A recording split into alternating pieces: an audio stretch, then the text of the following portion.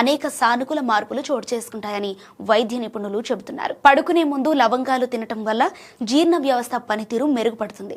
ఇది అజీర్ణం, ఉబ్బరం వంటి సాధారణ సమస్యలను తగ్గిస్తుంది. అంతేకాకుండా లవంగాలలో ఉండే యాంటీ మైక్రోబయల్ లక్షణాలు శరీర రోగ నిరోధక శక్తిని బలోపేతం చేయటంలో కూడా, శ్వాసను ఆరోగ్యంగా ఉంచటంలో, అలాగే నోటి ఆరోగ్యానికి సహాయపడతాయి. లవంగాలలో fibre, manganese, potassium, calcium, vitamin K వంటి ఖనిజాలు, విటమిన్లు పుష్కలంగా ఉంటాయి.